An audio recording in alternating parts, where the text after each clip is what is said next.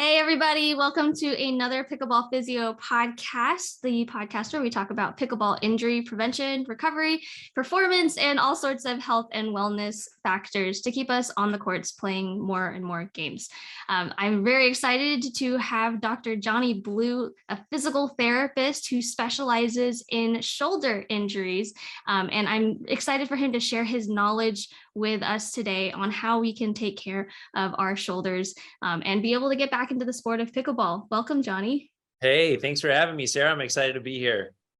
So Jonny and I actually had the pleasure of meeting just over a month ago. We met through a healthcare provider conference where just a bunch of us were trying to find ways to better serve people in our area, people across the nation, across the world. He and I were able to have an extended conversation one of the nights that we were at this workshop. And I was really excited to hear and meet him and hear all about what he knows and how he's been helping people in his area. I'm very, very grateful to you, Jonny, for being here for our audience. Let's jump straight into the episode. With pickleball injuries, a lot of times we'll see shoulder injuries, whether that is acquired because of pickleball or because of something that maybe happened outside of a pickleball game and everybody's goal is just to get back on the courts. And one of the first questions that I often get from individuals is, how long is this injury going to take to get better? And I wanted to start this off by giving an opportunity for you to tell us a little bit more about what we actually need to be asking instead of how long is it going to take to get better? That's a great question, Sarah. That's very common when there's something you love doing like pickleball, you want to get back to it as soon as possible. As a physical therapist, and you probably agree with this, is we want you to start being active immediately. So when people suggest rest after some type of an injury, I always encourage them to not do that. If you want to rest for the purpose of like resting, you to watch a movie, then that's great. You should do that. But if you want to lay on the couch to help your shoulder get better, that's actually going to probably slow the process down. So there's a lot we need to do to help. It's important though that we do the right things, because if we're just doing stuff that's making it worse, then we're going to delay the process of healing. There's a few different things we'll kind of talk about. One is like tissue recovery time, like how much time in the most optimal situation does it take for this to heal, right? If everything lines up and all things are sequenced properly and doing the right stuff at the right time, et cetera. Then another thing is like, how long is it going to take us to return to sport or full activity with no modifications, just getting out there, just slamming pickleballs into the opposing players, right? Yeah. So those are the two things that we'll often try to have conversations about when people come in for their first session. What I would say more than anything, and it's tough to answer that question specifically because there's so many different possible injuries people can have. But one axiom that to me applies across the board is, how does your body feel when you're moving? And tuning in to what your body is trying to communicate and tell you is one of the best ways you can gauge where you're at in the recovery process. Going on a walk with your arms gently swinging at your side may be pain-free, in which case, good, you can do that. You're cleared to do that, right?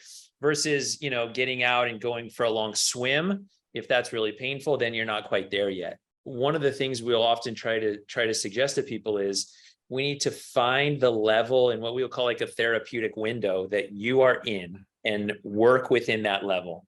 Mm-hmm. And with the proper guidance, whether that's really like quality information you find online or with someone you're working with in person, they can help progress you into the next stage, into the next stage, et cetera, until you're back to full function. That's something that's totally doable for every person to do. In my experience, most people could address these issues on their own. Mm-hmm. If they know what they're looking for and they're really tuned into what their body's telling them and they have the access to the right information. Where we come in as therapists is sometimes that's hard for people to access, or they're like want a little guidance or even some accountability.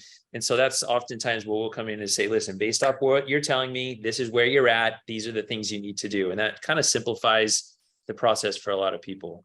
Absolutely. For the most part, people just want clarity. They want to know that they're okay, that they're not going to be making things worse. And if, certain activities that they're doing at home just aren't lining up, aren't making sense, then that's absolutely where getting that professional guidance, professional input can be super helpful. I will say this, like what you said is so true. In the first session, in almost every visit, people are nervous and scared. Like, did I tear something in my shoulder? Right. Most of the time. And so if you're listening to this podcast and you feel that way, I do want to give you a lot of encouragement to say, like, you probably didn't. Probably didn't, because what the pain that we experience in the shoulder can be severe and intense to a degree where it's like something has to be wrong because it hurts so bad. Right. And so that's very common. Most of the time, though, it's the result of dysfunctional movement mechanics in the joint. Things aren't aligned properly, in the same way that you can like bang your finger with a hammer and it swells up and it's like hurts so bad. Right. Like nothing is broken, like nothing is torn in your thumb all of a sudden. It's just very irritated, very aggravated and swollen and inflamed, and the tissue needs time to heal. And a lot of times with the rotator cuff, which is like primarily, the shoulder gets all of its stability from the muscles and the joint capsule. So when the tissue is inflamed in that same way, like it just needs time to heal and not be continually re-aggravated. So we just have to do the right things to get it to that place. Yeah, agreed. And the shoulder complex is complex. It's beautifully complex and intricately crafted in such a way that it's able to do all these different activities. And so that's why we see a whole bunch of different types of shoulder injuries. And I was wondering if you could give a little bit more layman's terms or quick and dirty ways to understand some of these different experiences that we have, that people are like, oh, I have this, I have that, but don't necessarily know what it means. So I was wondering if you could dive in a little bit to situations like shoulder impingement or rotator cuff inflammation, or even when there is a tear, or even any sort of tendinitis or inflammation. So if you are having shoulder pain, you've probably Googled like what's going on with it. And you've probably come across terms like bursitis, tendinitis. Of course, most of the time they'll mention that a tear is possible. And we can get to that like maybe in a second. With issues like a tendinitis, that's just an inflammation of your tendon. A bursitis, bursa is like a little sac of fluid in or surrounding the joint. And you have a few of them usually in each joint. And when that bursa is inflamed, then that's called like a bursitis. So with an issue related to like a rotator cuff tendinitis or a bursitis, people often will get a diagnosis from a doctor like, yep, this is what you got, and kind of be left with that. And so giving some clarity on what those things mean is helpful. What I suggest to people who've been given that as a diagnosis is to take a step back and try to understand why those particular tissues are being irritated and inflamed. When we just treat the bursitis or treat the tendinitis and get the tissues to calm down, the probability that it will return is very high. If we don't address the dysfunctional movement patterns that are present. Right.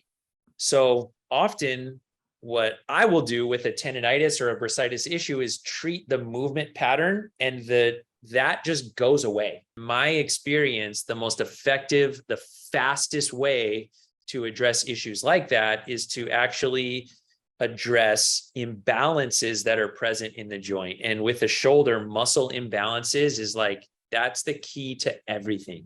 Right. Absolutely. And especially with tendinitis and bursitis, like you said, it's because of an irritation, and they got irritated for a reason. And if you can address the reason, then it has no excuse. It has no reason to get irritated again. And I wanted to also touch briefly before we move on to the next type of common injury and pain on like calcific tendinitis or bone spurs. Do those have similar thought processes in terms of why those end up being aggravated? Because I know a lot of people will come in with imaging and be hung up over the fact that they have a bone spur or a calcium deposit in the tendon or in the muscle. in some way, shape, or form. Do you have anything that you offer to people that you encounter to give them peace of mind over those kinds of findings? There's a lot of evidence out there. Let me take a step back. When Mhm. patients ask me, hey, should I go get an MRI?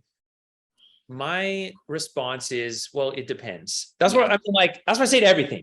I'm Yeah, it never depends. say never. No, like the world is not black and white. All right. Right. So it's going to depend on a lot of information. Having more information is usually better than having less. Right. So finding out more about what's going on is often very helpful. There is one way in which it's unhelpful, though, which is that when the MRI provides some type of finding that was unexpected, and then we inappropriately connect the symptoms to this thing that we found. Right. That's what's really challenging. Is I don't want to be an ostrich and stick my head in the sand and just like, no, like, I don't want to know what's happening in there. No, I want to know what factors are present in the joint. If there's a bone spur, I would like to know that. Right. If there's a rotator cuff tear, I want to know that too. So I want as much information as possible. But one of the things, though, that then I have to take some time to talk to people about is your symptoms, although it may seem obvious that, oh, I'm having this really bad pain and there's a bone spur in my shoulder, it must be related, is that's not always the case. Right. One piece of evidence to support that recently, I think it was in 2012, I have to double check this when it was done and who did the study, but the study took a random selection of people off the street who were asymptomatic, meaning they had no pain in the shoulder. Mm-hmm. And they did an MRI on the shoulder, and they found varying percentages of rotator cuff tears in these people without pain. So I think it was like, in fact, it was, these were the facts listed in the study. 10% of 20-year-olds had a rotator cuff tear that they did not know about. Wow. Shoulder that was not painful at all. Wow. So that was like, whoa, there's a rotator cuff tear in my shoulder. Like, that's news to me because I've never had shoulder problems. Yeah. So that's like 10% of 20-year-olds. That's a high number. That's pretty high. But it gets more. I think it was 80 people over the age of 80 years old. 62% of them had a rotator cuff tear. And they were all asymptomatic. They all had no pain in their shoulder at all.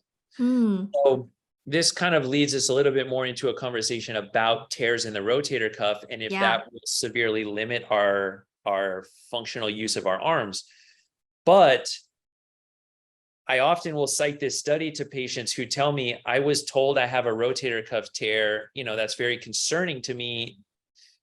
The idea that it's just always going to be there. Right. And one of the things that I'll talk to them about is that this study and others evidence the fact that you can get the joint aligned in a way where that particular issue is not highlighted and is not recognized or noticed by the body and be pain-free. And I've seen that in my own experience a lot. Yeah, which is very encouraging to hear. Yeah, totally. Because people, in the same way with the lower back, people feel as though like getting a diagnosis of a slipped disc or like a pinched nerve, or it's like that's a prison sentence. Like I've just been told that my life is now forever going to be altered. And that's not necessarily the case. In fact, it's often not the case. And that's really encouraging. It's also hard to believe, though, when me and you have seen this a lot in our profession because we deal with these situations every day. Right. But for somebody who's never had this experience or gone through it before, like, it's often hard to believe, like, what do you mean something could be torn in my shoulder and it would just not be painful ever, and I would just still go back to playing pickleball? Yeah. But that actually is true. I see it all the time. It's very, very possible. Yeah. And that's nice because a lot of people immediately attribute pain to dysfunction, but you can have dysfunction without pain. And I was wondering if you could talk a little bit more on the ways that, talking about that asymptomatic versus symptomatic, having pain, but still having dysfunction, and how that affects the way that we move or the way that we can have hope for our movement and function. Well, here's what I would say. There's two main areas of dysfunction in the shoulder. One on this side will be what we'll call like muscle imbalances. What I mean by that are certain muscles work too much, other muscles don't work enough. Mm-hmm. And so that throws off the way the joint is aligned and how it's positioned when it moves. So that's what we see a lot of. And this is very common. And we can talk about the reasons why our body is predisposed to this with the shoulder particularly. Yeah. Actually, we should circle back to that because it is really helpful and instructive for people. Yeah. So there's a few really solid reasons as to why the shoulder in particular is susceptible to these muscle imbalances. Mm-hmm. But it's just helpful to know from the beginning that muscle imbalances are a huge source of pain in the shoulder. Right. Another source of pain or dysfunction, like you said, is a loss of integrity in the tissue or the joint. So that's like a tear. Yeah. So if you have a tear in the rotator cuff or a tear in the labrum, which is like cartilage in the joint, Mm-hmm. that can also be the start of some problems. And for those who don't know, just to take a quick step back, like we use the term rotator cuff, like kind of toss it around a lot. Yeah. It is helpful a little bit to define the term just so people know what it is we're actually really talking about. Please. That's a name we've given 4 muscles. And there's 4 small muscles that are positioned around the shoulder that gives stability to the joint. People say, I tore my rotator cuff. What they're really saying is, I have a tear in one of the muscles that makes up the rotator cuff. Mm-hmm. Yeah, and that integrity changes the stability of the rotator cuff or of the shoulder. Exactly, right? So when one of the 4 muscles isn't doing its job, then things get out of alignment. Mm-hmm. So in the same way that when the muscles around the joint are imbalanced, then it also gets out of alignment. So here's what's interesting though, is that when you have a tear, let's say you're playing pickleball and maybe, or even like you have a tear previously, maybe that was asymptomatic or you maybe knew about it, but regardless, there's something there and it's really irritated and sore and painful when you're playing pickleball. Mm-hmm. And you go to the doctor and the doctor says, man, there's a tear in the rotator cuff. I recommend we do surgery. The thing that's helpful to realize and a helpful question to the doctor is, what is the success rate of this procedure? Mm-hmm. And how does that success rate compare to physical therapy? Yeah. Because with the shoulder specifically, this isn't true necessarily at every joint, but with the shoulder specifically, outcomes are about equal in terms Mm-hmm. of how often what we call like a conservative approach or not cutting into your body or doing physical therapy gets the outcome we want versus doing the surgery. For most people, surgery is kind of a scary thing and like a last option or a last resort. So when most people find out, wait, I could get the same benefit, the same result without having to go under general anesthesia and getting my body cut open and like all the risks that are associated with that, and then the long recovery time. It's like people are like, oh yeah, well, this seems Let's obvious. try that first. Yeah. Yes, exactly, right. And so so that's normally people's reaction. They're like a little surprised that it's not, it's fairly equal. You would expect it to be like lopsided, like, yeah, there's maybe a small % chance that PT would help, but like it's almost guaranteed that surgery will. But with surgery, like it's not at all guaranteed. So if you're in a position where you're trying to make that decision, I just encourage you to think about it and consider it very carefully and thoughtfully and make sure you have all the information. Absolutely.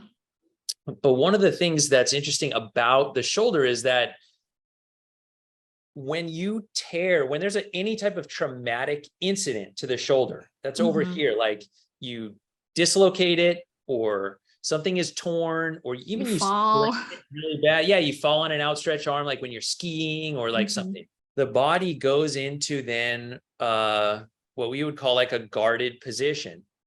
And a muscle guarding is the same type of position that you're in, like when you put your arm in a sling. Even if you're not in with your arm in a sling, your body's natural tendency is kind of like they call like a wounded duck, sort of like keep the arm close to the body to protect it. This traumatic incident then will lead to there being imbalances in the joint, right? So that like all roads lead to there being an imbalance. Yeah. And we've already talked about how if you have a tear over here, but without an imbalance, then it's pain-free. Like what happens is when you get surgery to address the tear, it doesn't change what muscles are being used and not used and how the joints aligned and everything, which, we can talk about more why this results in problems. But the reason the results with surgery are so hit or miss is because most of the time it's this stuff that's resulting in the pain. Right. So when you fix the imbalances that are present, then this is sort of like a non-factor most of the time. Right.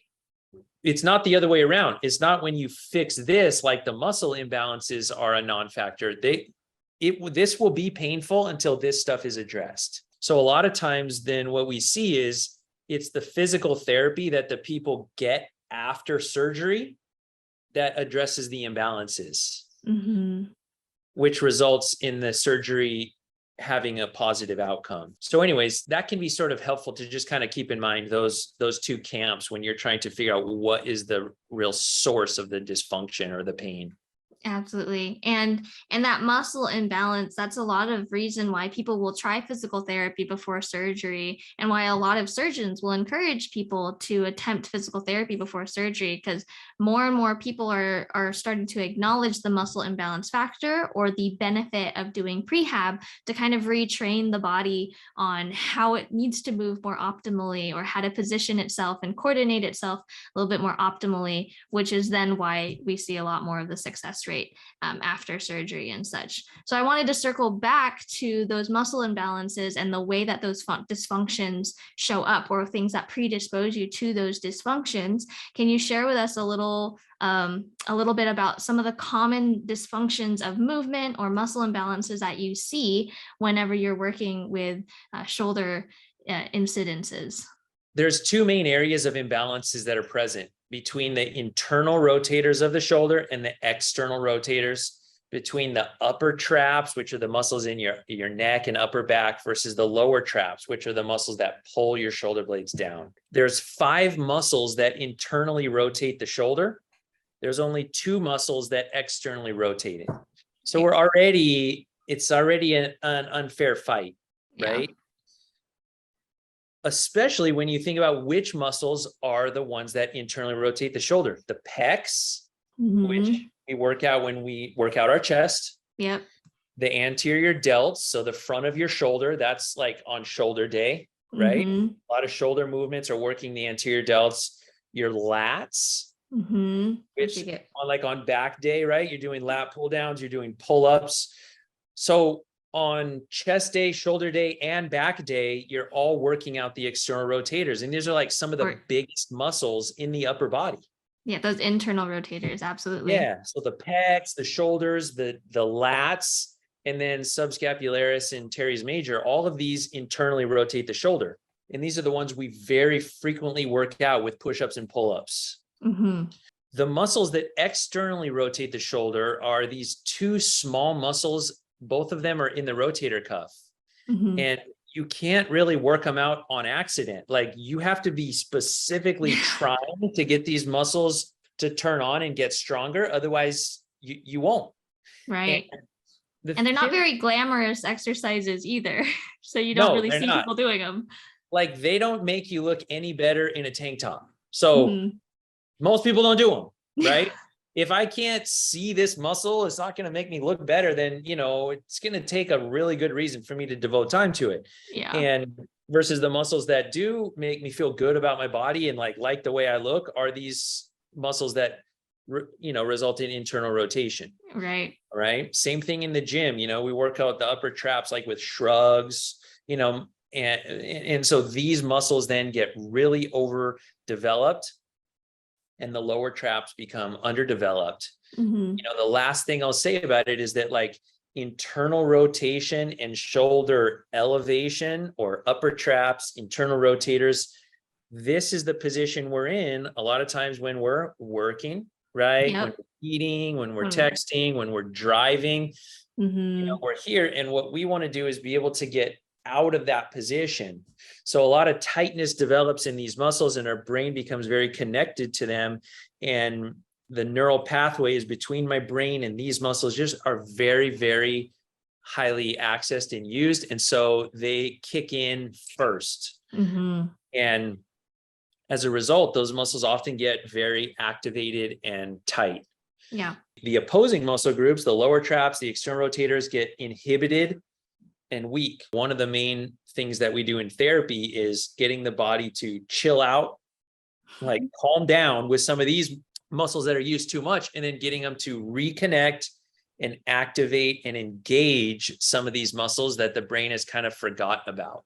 And it's those are components, like you mentioned, when your body is just so used to doing something one way, it takes a while for it to unlearn it and to relearn something else that's more effective for it. So have you ever encountered anybody who was just having a really hard time getting in touch with their external rotators, or even being aware of feeling them in their body? And if so, how have you kind of guided them to maybe get those muscles activated and coordinated again?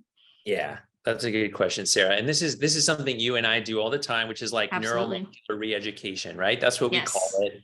Is basically just retraining the brain to connect to a certain group of muscles. And more often than not, it's the lower traps. Back at the beginning, we said, hey, most people can solve their own problems if they get the right sequencing. Absolutely. What's challenging is if you search like lower trap exercises on YouTube, you might get one that's like a great exercise, but kind of advanced. Yeah. You might not be ready to do that one yet. What I mean is those muscles may not be activated. So when you try and do this particular exercise, like, they say like there's like these Y exercises, there's W's and like all this stuff you find on YouTube. Mm-hmm. If your muscles are not at least to a certain level of strength and activation, those aren't even going to turn on.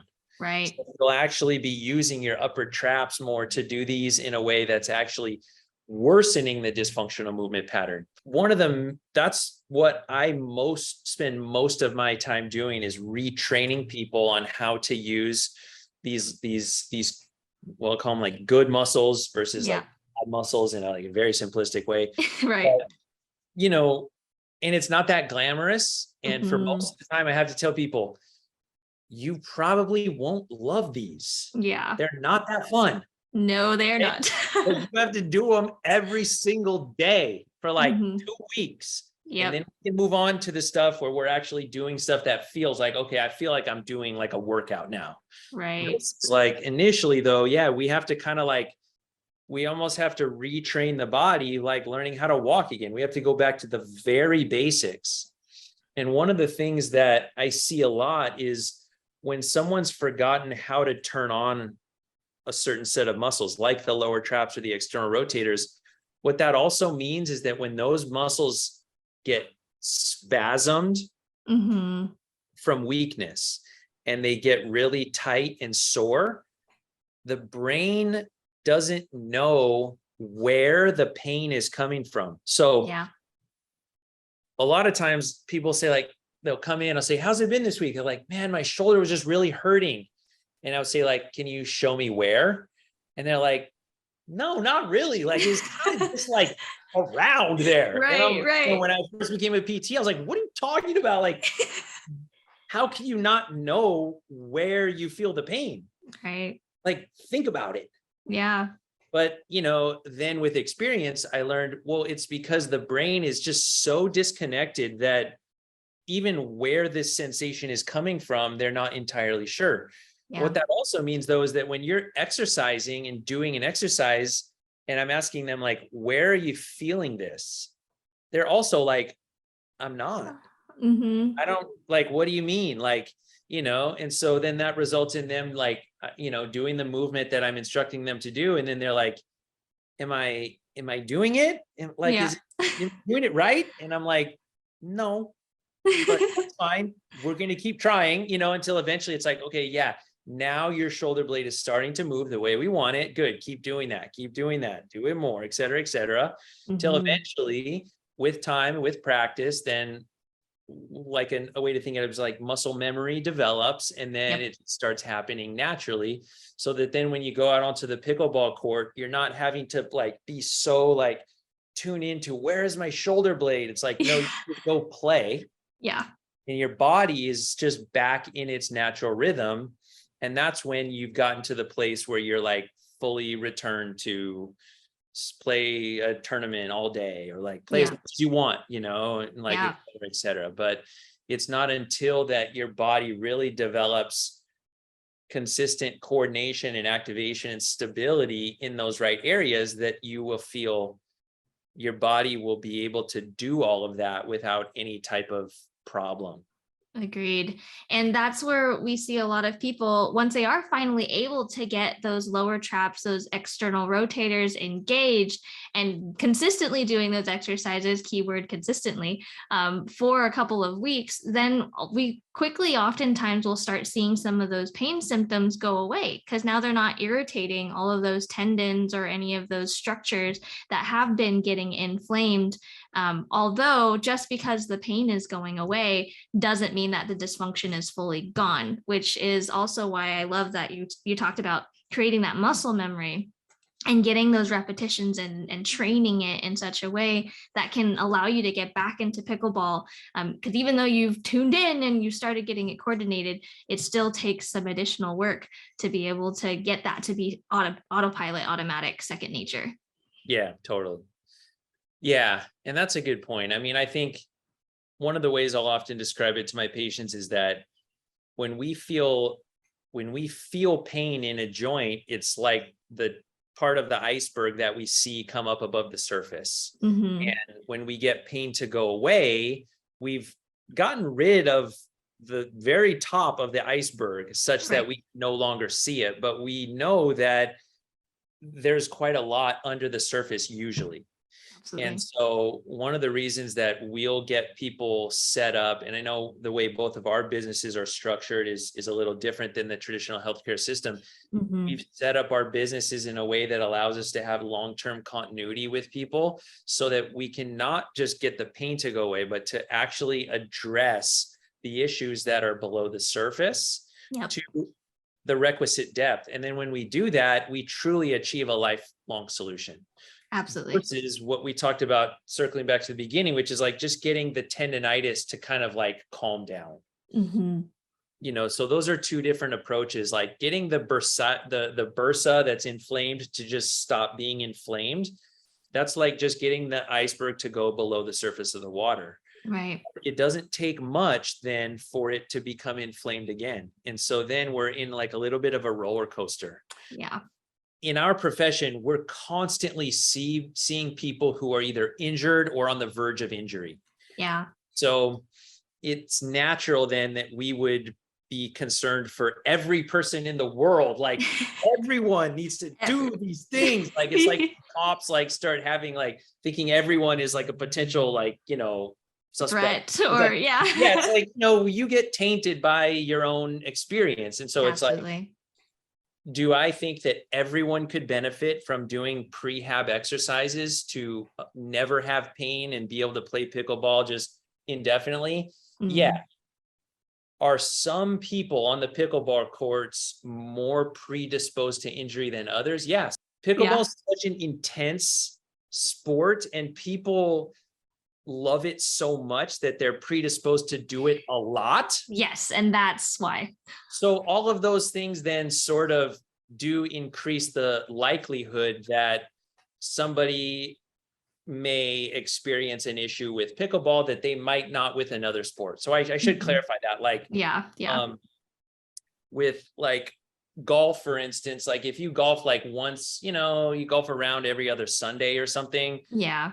The frequency is not so high that you could kind of be a little bit below the surface on some stuff, and like maybe you're be okay. I don't know. Yeah. But But with pickleball, like, and I deal with this as a surfer, I work with a lot of surfers, and it's the same. Like people, Yeah, surfing is not a hobby, like it's a lifestyle. absolutely. And so like people wake up and check the surf cam, and then like it's like that's just a part of their life.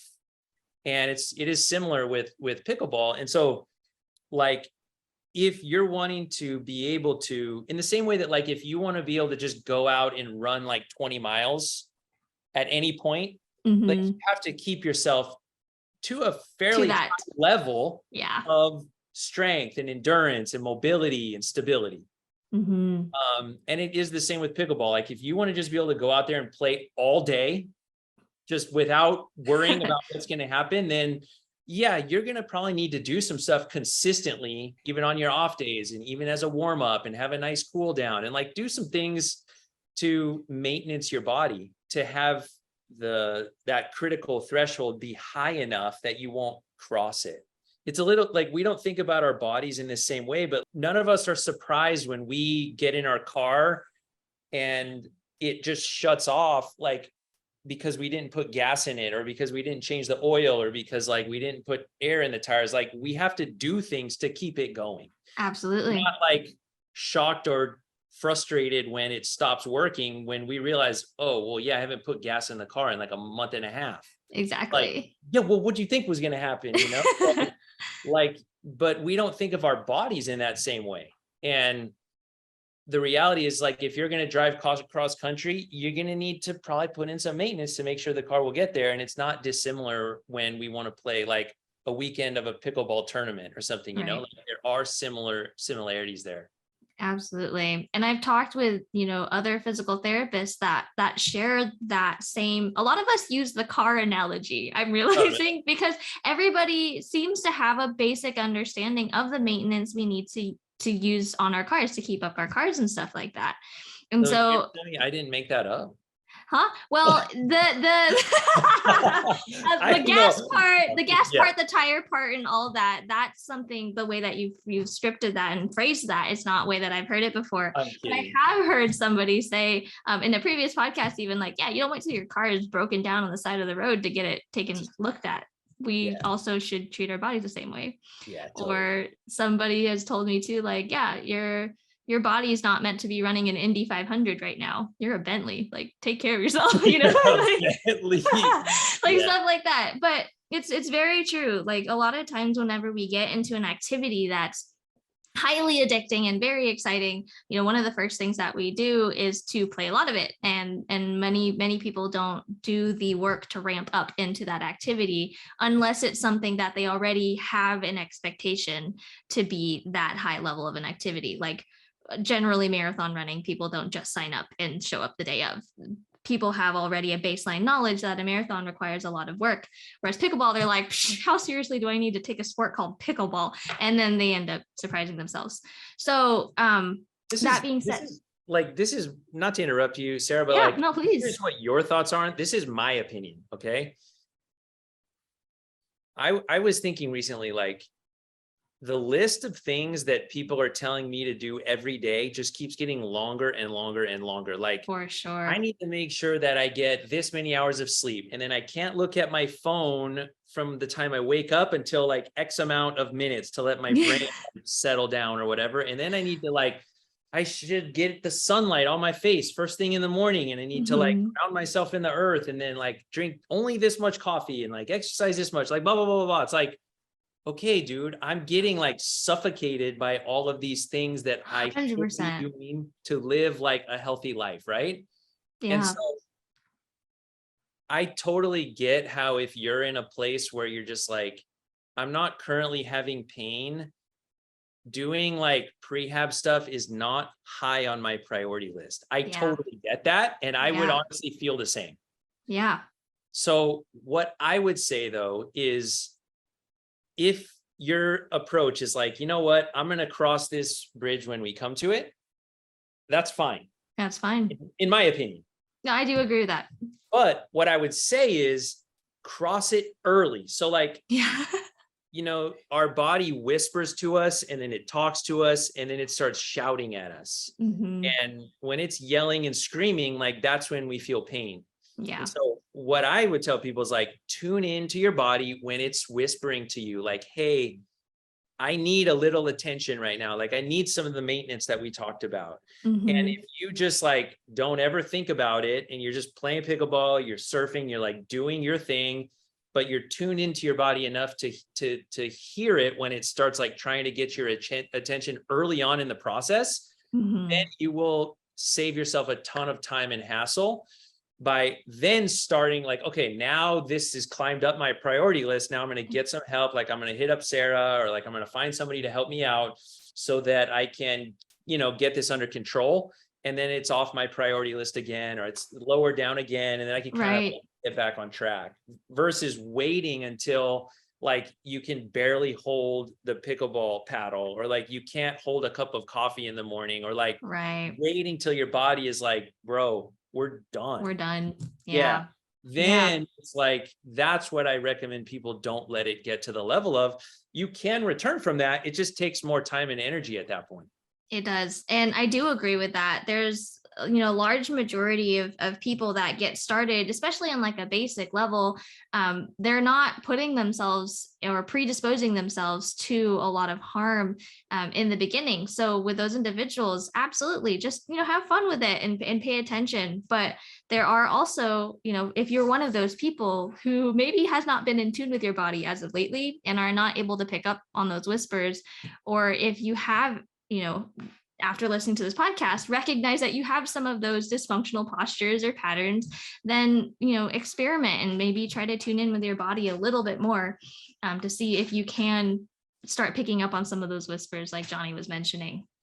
And for those individuals who are now starting to notice these whispers, maybe because they have had pain or they have had difficulty playing or experiencing pain with different activities, whether it is, rotator cuff involvement or impingement or any of these things, what are some, like maybe one or two activities that people can start integrating into their day to help tune in to their body a little bit more and maybe start undoing or getting themselves into this more externally rotated or encouraging that external rotation posture? Yeah. Well, I think one of the best, most easily applicable things to do is what I would call like a doorway stretch. Or basically like every time you walk through a doorway, when you have like 30 seconds or so, just put your hands on each side of the door jamb, kind of step your foot through and just shift your weight forward through the door and just let your arms and chest open up and your back start to extend. And doing that periodically throughout the day for a lot of people really helps to start opening up their body, getting their spine out of like this flexed position and more into an extended position of your back and getting your shoulders open and back. Yeah. So just that alone can address a lot of issues related to impingement. Agreed. So that's like something everybody could do, myself included. Yeah. What I would also say is like, I had a patient who came in probably 2 months ago, and he's a basketball coach. And one of his main complaints was that like anytime he would be in basketball practice and a ball would kind of like all of a sudden try and go past him and he would try and like reach for the ball really quickly, then his shoulder would really start hurting. Right. Yeah. We see a lot of that. Like he was doing anything aggressive. He was just making like a sudden, like quick move, and his arm was even kind of down, like in not what we would traditionally think as like a shoulder impingement type position, like in a military press or like a lateral raise or anything like that. What I told him then, which like we talked about, he was a little skeptical of, but which he ultimately came to believe once he experienced it himself, was that as we activated the external rotators and strengthened the stabilizing muscles in his shoulders, it allowed him to make those quick, like sudden movements without any pain at all. Yeah. So, he texted me a video of him like at basketball practice, like doing that same thing, like a couple months later. And he was like pretty cool to see, and so that applies to pickleball a lot, right? Like, absolutely. At the kitchen line or something, and you like reached when you're dinking it. Yeah. That's the type of movement in pickleball that we often will make. And if you have pain with that, it's really painful.